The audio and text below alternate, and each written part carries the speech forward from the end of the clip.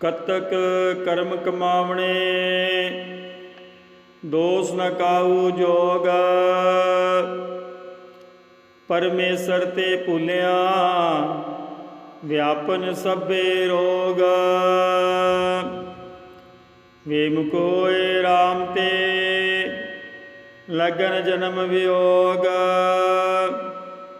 खिर मैं कोड़े होए गए जितड़े माया भोग।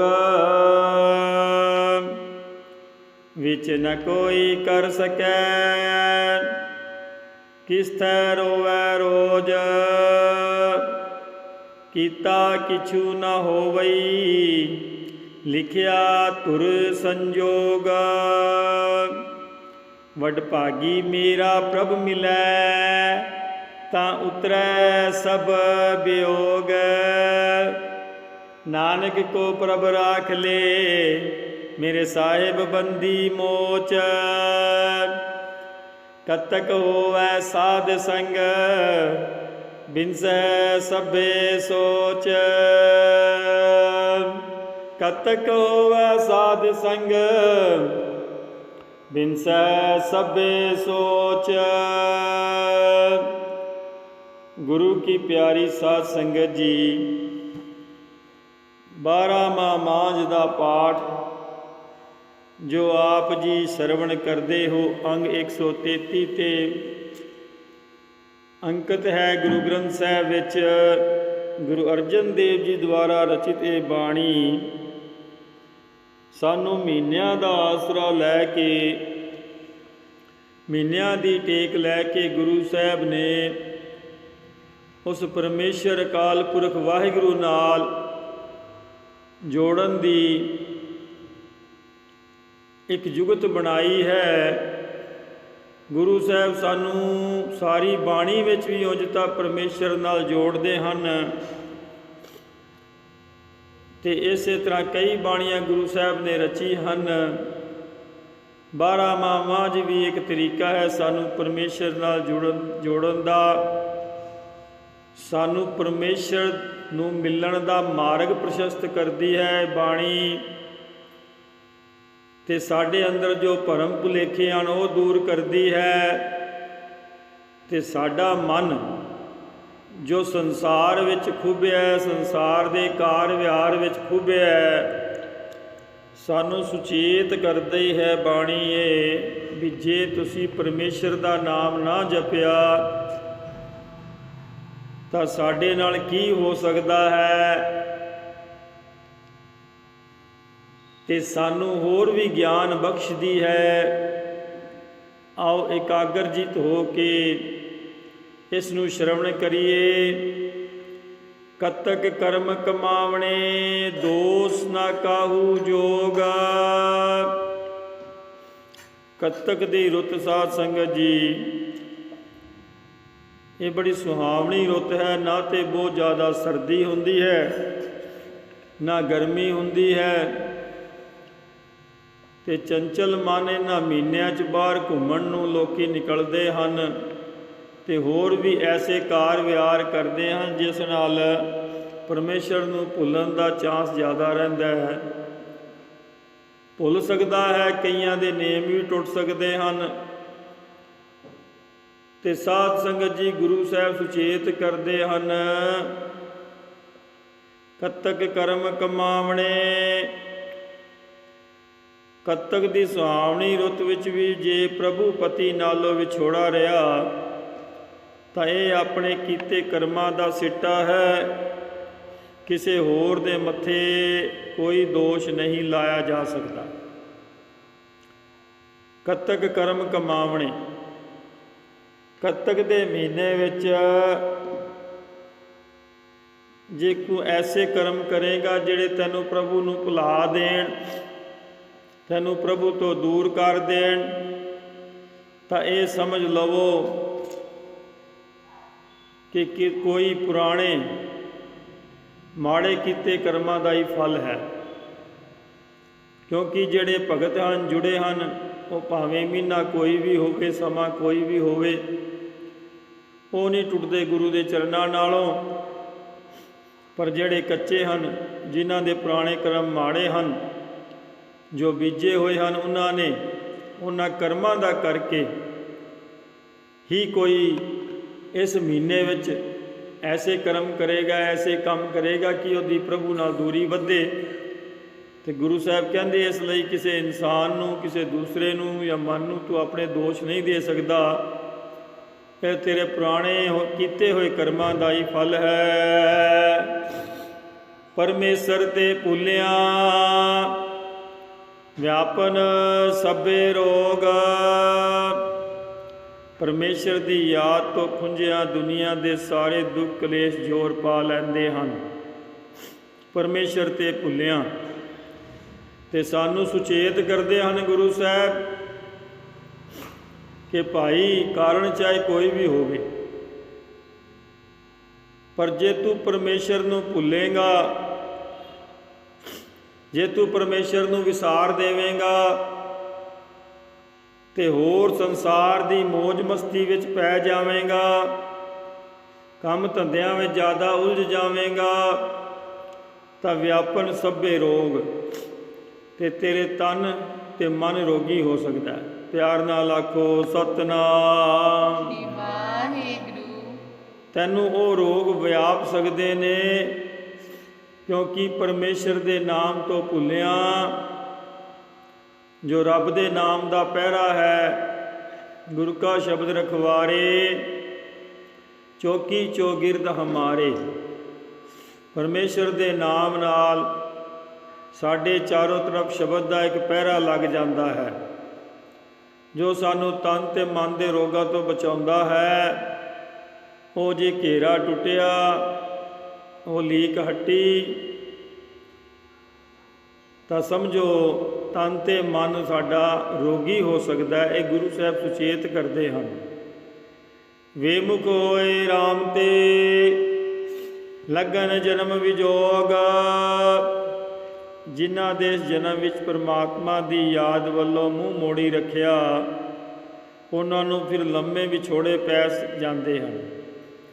ਵੇਮੁਖ ਹੋਏ ਰਾਮ ਤੇ ਲੱਗਨ ਜਨਮ ਵਿਜੋਗ। ਤੇ ਇਹ ਵੀ ਸੁਚੇਤ ਕਰਦੇ ਹਨ ਗੁਰੂ ਸਾਹਿਬ, ਭਾਈ ਇਸ ਨਾਲੋਂ ਵੀ ਵੱਧ ਤੇਰੇ ਨਾਲ ਹੋਰ ਕੀ ਹੋ ਸਕਦਾ ਜੇ ਤੂੰ ਇਸ ਮਹੀਨੇ ਵਿੱਚ ਜਾਂ ਕਦੀ ਵੀ ਪਰਮੇਸ਼ਰ ਨੂੰ ਜੇ ਭੁਲਾਏਂਗਾ। ਵੇਮੁਖ ਹੋਏ ਰਾਮ ਤੇ ਰਾਮ ਤੋਂ ਵੇਮੁਖ ਹੋਏਗਾ, ਲੱਗਨ ਜਨਮ ਵਿਜੋਗ। ਇਹ ਪਰਮੇਸ਼ਰ ਨਾਲ ਜੋ ਤੇਰਾ ਵਿਛੋੜਾ ਹੈ, ਇਹ ਜਨਮਾਂ ਜਨਮਾਂ ਦਾ ਵੀ ਹੋ ਸਕਦਾ ਹੈ। ਪਿਆਰ ਨਾਲ ਆਖੋ ਸਤਿਨਾਮ ਸ਼੍ਰੀ ਵਾਹਿਗੁਰੂ। ਇਹ ਜਨਮਾਂ ਜਨਮਾਂ ਦਾ ਵੀ ਹੋ ਸਕਦਾ ਹੈ। ਪਤਾ ਨਹੀਂ ਫਿਰ ਨਿਬੇੜਾ ਕਿੰਨੇ ਜਨਮ ਵਿੱਚ ਹੋਏ। ਇਹ ਪ੍ਰੀਤ ਜੇ ਟੁੱਟ ਗਈ ਤੇਰੀ, ਮਾਇਆ ਵਿੱਚ ਤੇਰਾ ਮਨ ਖੁੱਭ ਗਿਆ, ਫਿਰ ਨਾ ਜੁੜਿਆ, ਤੇ ਫਿਰ 84 ਦੀ ਜੂਨ ਵੀ ਤੂੰ ਪੈ ਸਕਦਾ, ਤੇ ਪਤਾ ਨਹੀਂ ਫਿਰ ਦੁਬਾਰਾ ਸੋਝੀ ਕਦੋਂ ਆਏਗੀ ਤੈਨੂੰ। ਕਿੰਨੇ ਜਨਮ ਬੀਤ ਜਾਣਗੇ, ਕਿਉਂਕਿ ਪਸ਼ੂ ਦੀ ਜੂਨੀ ਵਿੱਚ ਤੇ ਹੋਰ ਦੁਨੀਆ ਵਿੱਚ ਨਾਮ ਨਹੀਂ ਜਪਿਆ ਜਾ ਸਕਦਾ। ਇਹ ਜੋ ਸਾਨੂੰ ਮਨੁੱਖਾ ਦੇਹੀ ਮਿਲੀ ਹੈ, ਇਸ ਵਿੱਚ ਹੀ ਪ੍ਰਭੂ ਦਾ ਨਾਮ ਜਪਿਆ ਜਾ ਸਕਦਾ ਹੈ। ਇਸ ਵਿੱਚ ਹੀ ਕਰਮ ਆਪਣੇ ਕੱਟੇ ਜਾ ਸਕਦੇ ਹਨ। ਪੁਰਾਣੇ ਜਿਹੜੇ ਬੀਜੇ ਹਨ, ਜਿਨ੍ਹਾਂ ਨੇ ਸਦਕਾ ਅਸੀਂ ਪਰਮੇਸ਼ਰ ਨੂੰ ਭੁੱਲੀ ਬੈਠੇ ਹਾਂ, ਜਿਨ੍ਹਾਂ ਦਾ ਸਦਕਾ ਤੁਹਾਨੂੰ ਤਨ ਤੇ ਮਨ ਦੇ ਰੋਗ ਲੱਗੇ ਹਨ। ਇਹ ਅਸੀਂ ਮਨੁੱਖਾ ਦੇਹੀ, ਇਹ ਇੱਕ ਐਸਾ ਸਮਾਂ ਹੈ ਜਿਸ ਵਿੱਚ ਨਾਮ ਜਪ ਕੇ ਅਸੀਂ ਆਪਣੇ ਪੁਰਾਣੇ ਮਾੜੇ ਕੀਤੇ ਕਰਮਾਂ ਤੋਂ ਛੁਟਕਾਰਾ ਪਾ ਸਕਦੇ ਹਾਂ। ਪਿਆਰ ਨਾਲ ਆਖੋ ਸਤਿਨਾਮ ਵਾਹਿਗੁਰੂ। ਤੋ ਸਾਧ ਸੰਗਤ ਜੀ, ਇਹ ਜਨਮਾਂ ਦਾ ਵਿਛੋੜਾ ਸਾਡਾ ਉਸ ਪ੍ਰਭੂ ਨਾਲ ਨਾ ਪਵੇ, ਉਸ ਲਈ ਜ਼ਰੂਰੀ ਹੈ ਕਿ ਜਿੱਥੇ ਸੰਸਾਰ ਦੇ ਕਾਰ ਵਿਹਾਰ ਕਰਨੇ ਹਨ, ਉੱਥੇ ਪਰਮੇਸ਼ਰ ਦਾ ਨਾਮ ਤੇ ਗੁਰੂ ਦਾ ਉਪਦੇਸ਼ ਵੀ ਯਾਦ ਰੱਖਿਆ ਜਾਵੇ। ਗੁਰੂ ਦੇ ਉਪਦੇਸ਼ ਦੀ ਜੋ ਲਿਮਿਟ, ਜੋ ਸਾਡੇ ਚਾਰੋਂ ਤਰਫ ਇੱਕ ਲਾਈਨ ਹੈ, ਉਹ ਕ੍ਰੋਸ ਨਾ ਕੀਤੀ ਜਾਵੇ। ਉਸ ਤੋਂ ਅੱਗੇ ਜਾ ਕੇ ਕੋਈ ਕਰਮ ਨਾ ਕੀਤਾ ਜਾਵੇ ਜਿਸ ਨਾਲ ਪਰਮੇਸ਼ਰ ਤੋਂ ਸਾਡਾ ਵਿਛੋੜਾ ਪੈ ਜਾਵੇ, ਰੱਬ ਤੋਂ ਅਸੀਂ ਬੇਮੁਖ ਹੋਈਏ। ਤਾਂ ਜੋ ਸਾਡਾ ਇਹ ਜੀਵਨ ਤੇ ਆਉਣ ਵਾਲਾ ਜੀਵਨ ਸੁਖਮਿਆ ਹੋ ਸਕੇ। ਖਿਨਮੈ ਕੋੜੇ ਹੋਏ ਗਏ ਜਿਤਨੇ ਮਾਇਆ ਭੋਗ। ਜਿਹੜੀਆਂ ਮਾਇਆ ਦੀਆਂ ਮੌਜਾਂ ਦੀ ਖਾਤਰ ਪ੍ਰਭੂ ਨੂੰ ਭੁਲਾ ਦਿੱਤਾ ਸੀ, ਉਹ ਵੀ ਇੱਕ ਪਲ ਵਿੱਚ ਦੁਖਦਾਈ ਹੋ ਜਾਂਦੀਆਂ ਹਨ। ਗੁਰੂ ਸਾਹਿਬ ਫਰਮਾਨ ਕਰਦੇ ਹਨ, ਖਿਨਮੈ ਕੋੜੇ ਹੋਏ ਗਏ ਜਿਤੜੇ ਮਾਇਆ ਭੋਗ। ਜਿਨ੍ਹਾਂ ਮਾਇਆ ਦੇ ਭੋਗਾਂ ਵਿੱਚ ਪੈ ਕੇ ਇਨਸਾਨ ਇਹ ਮਨੁੱਖ ਉਹ ਪਰਮੇਸ਼ਰ ਨੂੰ ਭੁਲਾਉਂਦਾ ਹੈ, ਉਹੀ ਮਾਇਆ ਦੇ ਭੋਗ ਫਿਰ ਤੇਰੇ ਵਾਸਤੇ ਘੋੜੇ ਹੋ ਜਾਂਦੇ ਹਨ। ਭਾਵ ਜੇ ਖੋਲ੍ਹ ਕੇ ਗੱਲ ਕਰੀਏ, ਅੱਜ ਮਨੁੱਖ ਖਾਣ ਪੀਣ ਦੇ ਸਵਾਦਾਂ ਵਿੱਚ ਬੜਾ ਉਲਝਿਆ, ਰੱਬ ਨੂੰ ਭੁੱਲ ਜਾਵੇਗਾ। ਸਵਾਦ ਤੋਂ ਸਵਾਦ ਚੀਜ਼ਾਂ ਬਣਾ ਕੇ, ਤੜਕੇ ਲਾ ਲਾ ਕੇ, ਮਸਾਲੇ ਪਾ ਪਾ ਕੇ ਚੀਜ਼ਾਂ ਖਾ ਰਿਹਾ। ਇੱਕ ਵਾਰ ਤੇ ਉਹ ਸਵਾਦ ਲੈਂਦਾ, ਬਾਜ਼ਾਰ ਭਰੇ ਪਏ ਹਨ ਸਵਾਦਲੀ ਚੀਜ਼ਾਂ ਨਾਲ। ਕੋਈ ਚਾਈਨੀਜ਼ ਫੂਡ ਹੈ, ਕੋਈ ਕਿਹੜਾ ਫੂਡ ਹੈ, ਤੇ ਪਤਾ ਨਹੀਂ ਕੀ ਕੀ ਚੀਜ਼ਾਂ ਬਾਜ਼ਾਰ ਵਿੱਚ, ਤਰ੍ਹਾਂ ਤਰ੍ਹਾਂ ਦੀਆਂ ਮਿਠਾਈਆਂ ਆਈਆਂ ਪਈਆਂ। ਮਨ 'ਤੇ ਕੰਟਰੋਲ ਹੈ ਨਹੀਂ, ਜੀਭ 'ਤੇ ਕੰਟਰੋਲ ਹੈ ਨਹੀਂ, ਉਹ ਸਭ ਖਾਇਆ ਜਾਂਦਾ। ਤੇ ਗੁਰੂ ਸਾਹਿਬ ਫਰਮਾਨ ਕਰਦੇ ਨੇ, ਮਿੱਠਾ ਕਰਕੇ ਖਾਇਆ ਕੋੜਾ ਉਪਜਿਆ ਸਵਾਦ। ਭਾਈ ਜਿੰਨਾ ਮਿੱਠਾ ਕਰਕੇ ਦਾ ਮਤਲਬ ਸਵਾਦ ਬਣਾ ਬਣਾ ਕੇ ਤੂੰ ਚੀਜ਼ਾਂ ਖਾ ਰਿਹਾ ਹੈ, ਕੋੜਾ ਭਾਵੇਂ ਤੇਰੇ ਵਾਸਤੇ ਦੁਖਦਾਈ ਹੋ ਜਾਣਗੀਆਂ ਬਾਅਦ ਵਿੱਚ। ਹੋਰ ਧੀਆਂ ਪੁੱਤਰਾਂ ਵਿੱਚ ਲੱਗ ਕੇ ਉਸ ਪਰਮੇਸ਼ਰ ਨੂੰ ਭੁੱਲ ਜਾਂਦਾ ਹੈ, ਤੇ ਉਹ ਵੀ ਤੈਨੂੰ ਬਾਅਦ ਵਿੱਚ ਸੁੱਖ ਦੇਣ ਜਾਂ ਨਾ ਦੇਣ ਇਸ ਚੀਜ਼ ਦੀ ਕੋਈ ਗਰੰਟੀ ਨਹੀਂ ਹੈ। ਉਹ ਵੀ ਫਿਰ ਸੁੱਖਾਂ ਭੋਗਣ ਦੇ ਹੀ ਆਦੀ ਹੋ ਜਾਂਦੇ ਹਨ। ਜਦੋਂ ਤੂੰ ਬਜ਼ੁਰਗ ਹੋ ਜਾਵੇਂ ਜਾਂ ਤੇਰੇ 'ਤੇ ਕੋਈ ਦੁੱਖ ਹੋ ਜਾਵੇ, ਫਿਰ ਉਹ ਵੀ ਤੇਰਾ ਸਾਥ ਨਹੀਂ ਦੇਣਗੇ।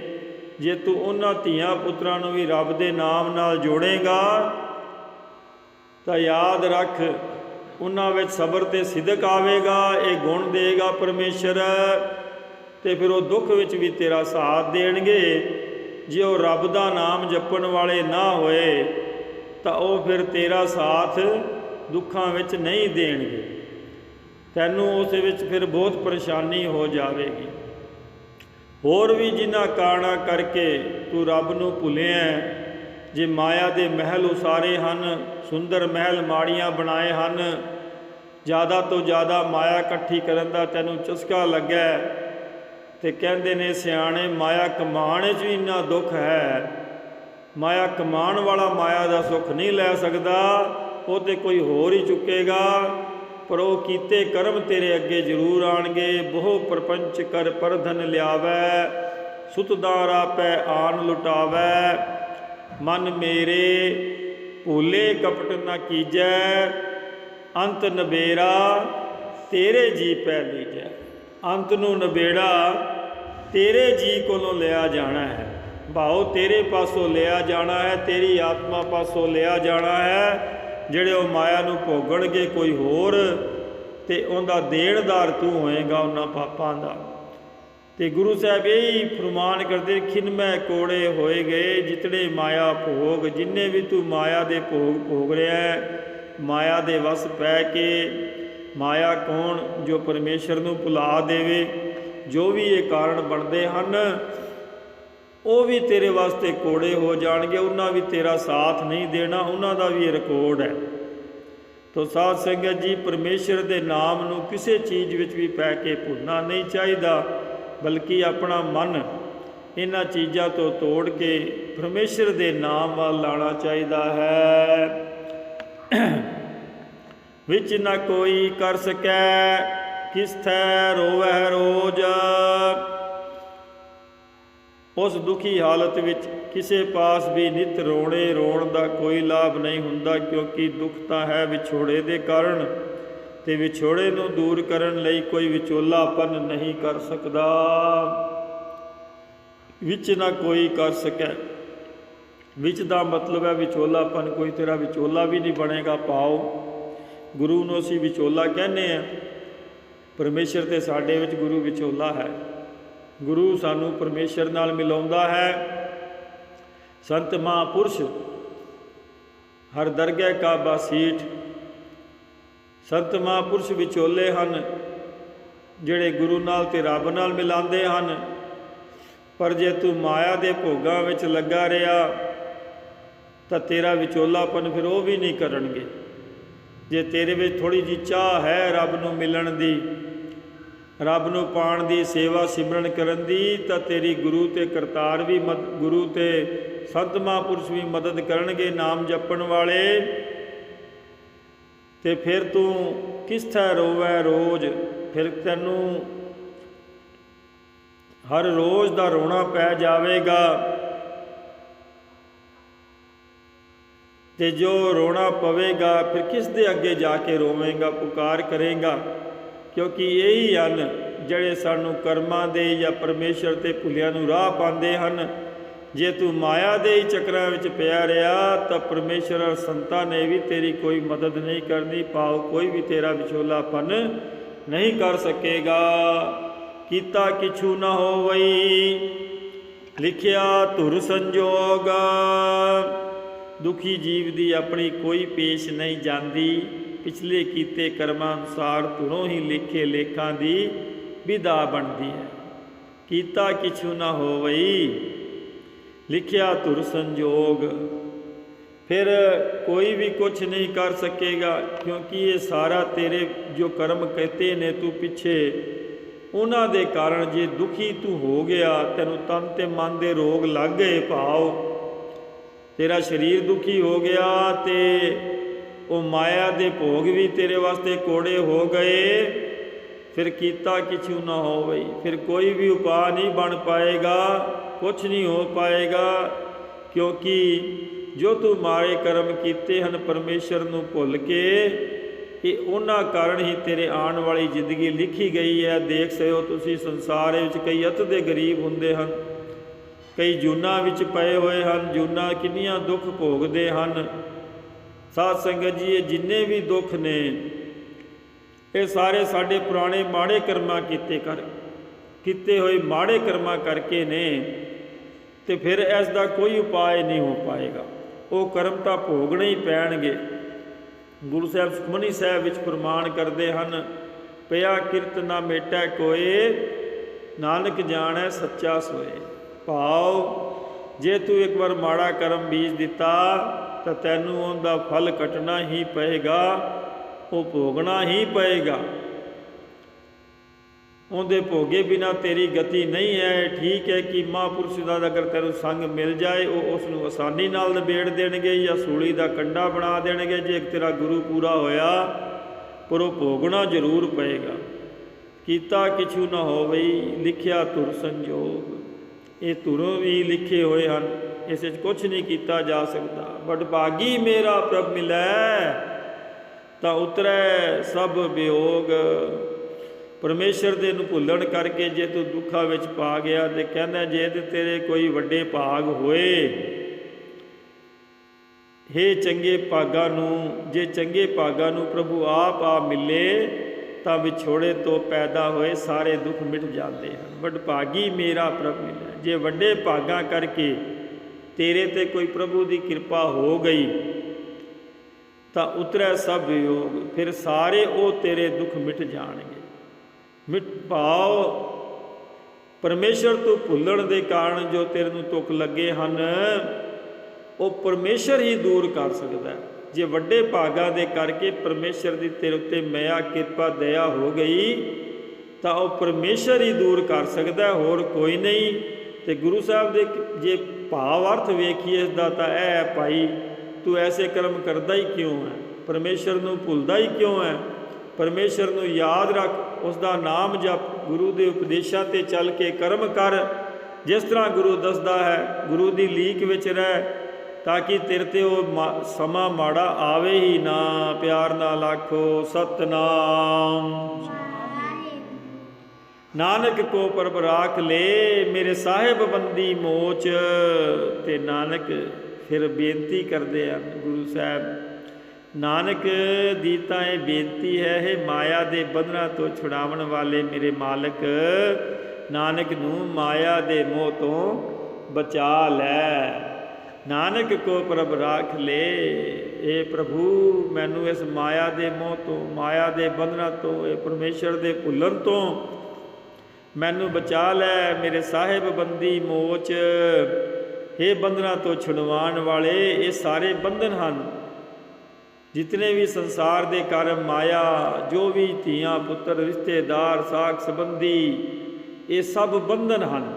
ਇਹਨਾਂ ਬੰਧਨਾਂ ਤੋਂ ਕੇਵਲ ਤੇ ਕੇਵਲ ਪਰਮੇਸ਼ਰ ਦਾ ਨਾਮ ਤੇ ਪਰਮੇਸ਼ਰ ਹੀ ਛੁਡਵਾ ਸਕਦਾ ਹੈ। ਤਾਂ ਹੀ ਗੁਰੂ ਸਾਹਿਬ ਨੇ ਕਿਹਾ ਬੰਦੀ ਮੋਚ। ਇਹ ਬੰਧਨਾਂ ਤੋਂ ਛੁਡਵਾਉਣ ਵਾਲੇ ਮੇਰੇ ਸਾਹਿਬ, ਮੇਰੇ ਸਤਿਗੁਰੂ, ਮੇਰੇ ਵਾਹਿਗੁਰੂ, ਨਾਨਕ ਨੂੰ ਰੱਖ ਲੈ। ਭਾਵ ਸਾਨੂੰ ਸਮਝਾ ਰਹੇ ਹਨ ਭਾਈ, ਕਿਉਂਕਿ ਇਨਸਾਨ ਦੇ ਹੱਥ ਵਿੱਚ ਅਰਦਾਸ ਹੀ ਹੈ ਕਿ ਤੂੰ ਐਸੀਆਂ ਅਰਦਾਸਾਂ ਕਰ, ਹੇ ਜੀ, ਹੇ ਜੀਵ, ਹੇ ਪ੍ਰਾਣੀ, ਤੂੰ ਐਸੀਆਂ ਅਰਦਾਸਾਂ ਕਰ ਵੀ ਇਹ ਬੰਧਨਾਂ ਤੋਂ ਛੁਡਵਾਉਣ ਵਾਲੇ ਮੇਰੇ ਮਾਲਕ, ਮੇਰੇ ਸਤਿਗੁਰੂ, ਮੇਰੇ ਵਾਹਿਗੁਰੂ, ਮੈਨੂੰ ਇਸ ਮਾਇਆ ਤੋਂ ਤੇ ਤੈਨੂੰ ਭੁੱਲਣ ਤੋਂ ਰੱਖ ਲੈ। ਮਾਇਆ ਵਿੱਚ ਫਸ ਕੇ ਤੈਨੂੰ ਭੁੱਲ ਨਾ ਜਾਵਾਂ। ਐਸੀਆਂ ਅਰਦਾਸਾਂ ਉਸ ਪ੍ਰਭੂ ਅੱਗੇ ਕਰੋ। ਤੇ ਅੰਤ ਵਿੱਚ ਗੁਰੂ ਸਾਹਿਬ ਕਹਿੰਦੇ ਨੇ, ਕਤਕ ਹੋਵੈ ਸਾਧ ਸੰਗ, ਬਿਨਸੈ ਸਭੇ ਸੋਚ। ਕਤਕ ਦੀ ਸੁਆਦਲੀ ਰੁੱਤ ਵਿੱਚ ਜਿਨ੍ਹਾਂ ਨੂੰ ਸਾਧ ਸੰਗਤ ਮਿਲ ਜਾਵੇ, ਉਹਨਾਂ ਦੇ ਵਿਛੋੜੇ ਵਾਲੇ ਸਾਰੇ ਚਿੰਤਾ ਝੋਰੇ ਮੁੱਕ ਜਾਂਦੇ ਹਨ।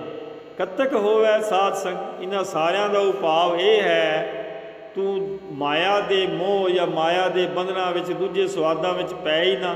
ਕੱਤਕ ਦੇ ਮਹੀਨੇ ਵਿੱਚ ਜ਼ਿਆਦਾ ਤੋਂ ਜ਼ਿਆਦਾ ਸਾਧ ਸੰਗ ਕਰ।